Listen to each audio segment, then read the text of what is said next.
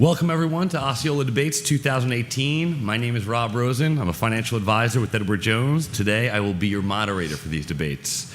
Osceola Debates 2018 would like to take this opportunity to thank our sponsors, Kissimmee Utility Authority, Access Osceola, Orlando Magic, Troy University, and El Osceola Star newspaper.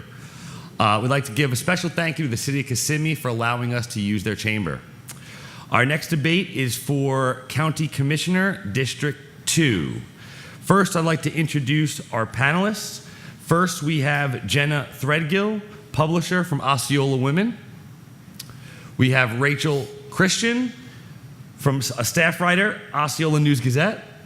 And we have Oscar Alicia Pinero, SGA Vice President, Point Siena Campus. For our candidates, we have Rolando Banasco and JANETTE Martinez.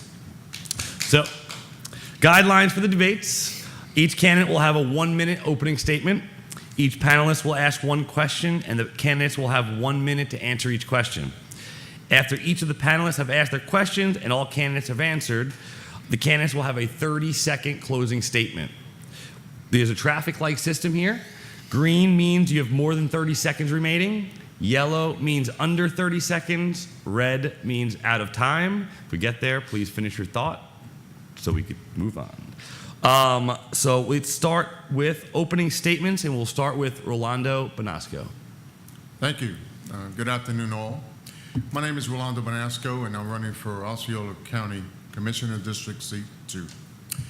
Many people might say, why? I'm a taxpayer, I'm a concerned individual, and based on my law enforcement years of experience working around government, serving the citizens as a steward, I understand how government works, I understand how the feedback and how certain actions citizens react. So I bring my years of experience, my education, to this position, and my name is Rolando Banasco, and I thank you for this time. Thank you. Opening statements, Ms. Martinez. It is such an honor to be here today. I want to thank the Osceola Star and all of those that helped put this together to give the voters the opportunity to get to know their candidates that are running for this election this year. I also want to thank the candidates that are here. Mr. Banasco. Thank you. Obviously, I would like to know where the current commissioner is. I don't know where she is at this point, but it's very important that the voters get to know who they're going to be voting for on August 28th to take this seat as county commissioner for their district. I am a mother. I am a paralegal. I am also a wife, but most of all, I am a concerned citizen of District 2. So this is why I'm here today, to let everyone know that I am wanting very bad to be their next county commissioner for District 2. Thank you. Thank you. Our first question will come from Oscar Pinero, and it will start with JANETTE Martinez. Good afternoon. Good afternoon. What is the biggest problem you see within Osceola County? The biggest problem that I see with Osceola County is our traffic. We are just overly jammed with so many traffic, and it's just very important that we work together. What is transportation? We've done many new constructions without taking into consideration the amount of people that we have living in that area, creating more and more conjunction within our district. Thank you. Same question? Can you please repeat the question? Sure. What is the biggest problem you see within Osceola County? Well, I have to echo, transportation is one, but also growth and population. I would like to see a recent traffic and growth studies to be conducted to see where can we utilize better road management and safety devices for our residential and our commercials. At the same time, we need to continue to grow in this county. Thank you. Thank you. Our next question will be from Rachel Christian, and we'll start with Mr. Banasco. Good afternoon. Neo City has been one of the County Commission's biggest projects. I'm What sorry? are your, I said Neo City has been the County Commission, one of its biggest projects. Okay. What are your thoughts on this project, and what role do you see it playing in Osceola County's future? Thank you. With any project, you have to move forward. You have to invest in your county, in your venue, in your backyard. At the same time that you invest for growth, you should also have a line of cautiousness. What to spend? What are the citizens want you to do further? Let's not just get caught up in a growth project without taking the consideration of the citizens. And I speak of in District 2. Thank you.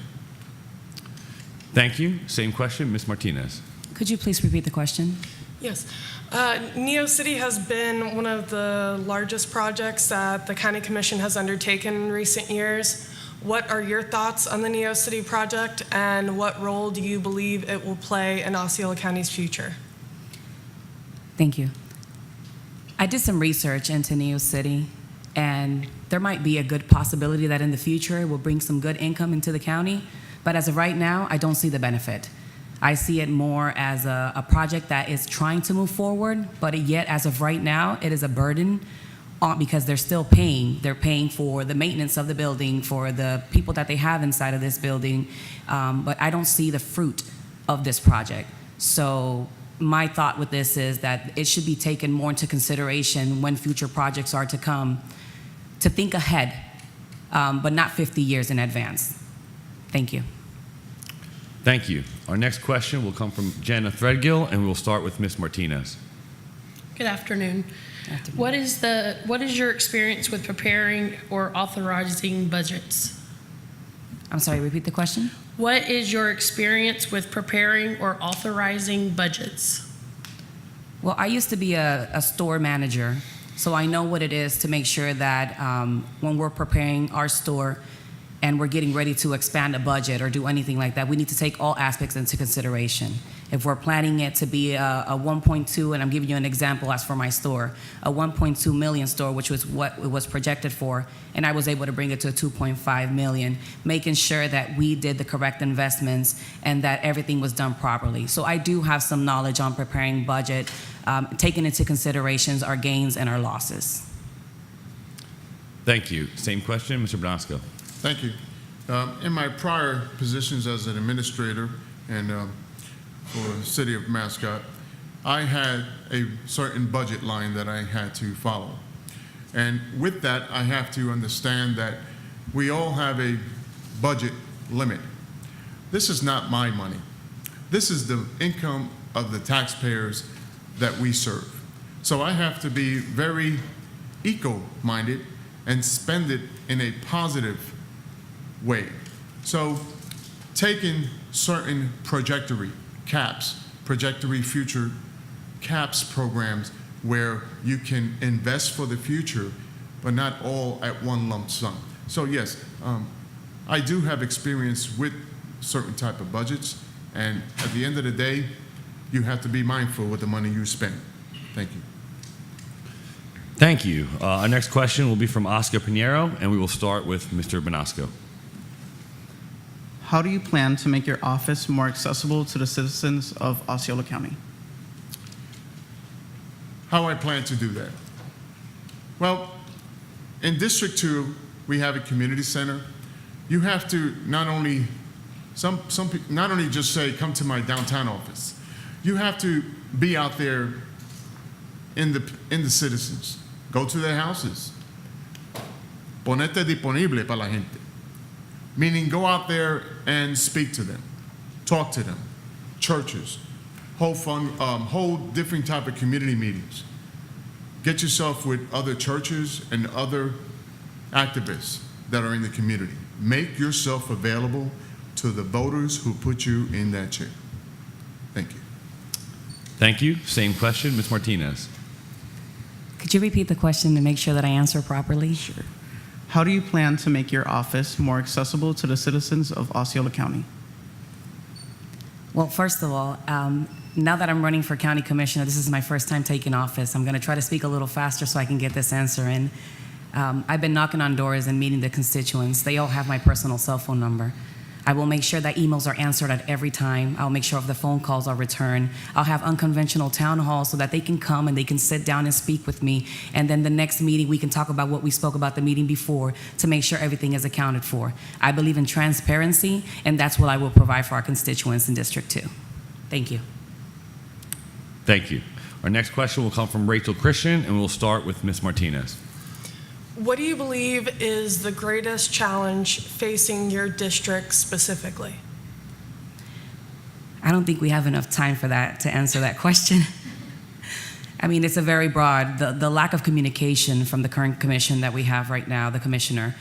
Also the transportation, the housing, the homelessness. It's very, very complicated. I mean, once I take office, I'm not going to be working as a paralegal anymore. I will be a full-time commissioner because there's so much to do. And 4 years is not enough. So I have to get in there, boots on ground, and get ready to work. So there's just too much to elaborate on this question. I don't think I'll have enough time for that. But thank you for the question. Thank you. Same question, Mr. Banasco. Please repeat it. What do you believe is the biggest challenge facing your district specifically? As I went out to the stakeholders and I look at District 2, there's some projects that need to be finished. There's some roadways that need to be actually done correctly. There's some communication gaps for the citizens, housing, transportation for not only the day-to-day, but for the elders, sidewalks, safety lighting. The list, like Ms. Martinez says, could go on and on. But those are some of the areas that are safety. And as your commissioner, I have to work with local law enforcement and the community to make sure that our district becomes better and safe for our constituents. Thank you. Thank you. Our final question will come from Jenna Threadgill, and we will start with Mr. Banasco. Are county taxes too high, about right, or pleasantly low right now? County taxes in Osceola County, just like any other venue, is projected. Do I say they're high? Yes. Everyone likes to embellish certain tax brackets or what from one county to another. But Osceola County, speaking about that, we have to look at certain fees that are not warranted, certain taxes and millage rates that we can lower to help our taxpayers. At the end of the day, our services, our continuing services that we provide for our taxpayers is a representative of how they want us to continue helping them on fixed budgets in households and not to always raise the millage or raise a fee. Thank you. Thank you. Same question, Ms. Martinez. Could you repeat it once more, please? Yes, ma'am. Are county taxes too high, about right, or pleasantly low right now? I believe our county taxes are high. As I knocked on doors and spoke with the constituents, they're suffering the burden. Osceola County is the highest tax-paying county for gas. We pay 5 extra cents, and our current commissioner actually voted yes to pass that, and also try to implement a new taxes as tax for mileage, which is trying to get pushed through. So unfortunately, the burden on the citizens of Osceola County is big. So to answer your question, again, yes, the taxes are way high. Thank you. We will now move to our 30-second closing statements. We'll start with Ms. Martinez. Okay. I'm very nervous, so I'm trying to make sure I get it in here. I want to thank everyone again for your attention and your time. Like many of you, I am frustrated with the no-show of this commissioner that we have currently in office. I'm tired of the absent commission, and I'm also tired of not being listened to as a citizen as well as District 2. I will be honored to represent District 2 and I am more than grateful to be here today representing everyone in District 2. So please, come August 28th, do not forget to vote for someone who's going to listen, who's going to hear you out, and well represent you. Vote Janet Martinez for District 2. Thank you. Thank you. Closing statement, Mr. Banasco. Thank you. Once again, I thank everyone for coming.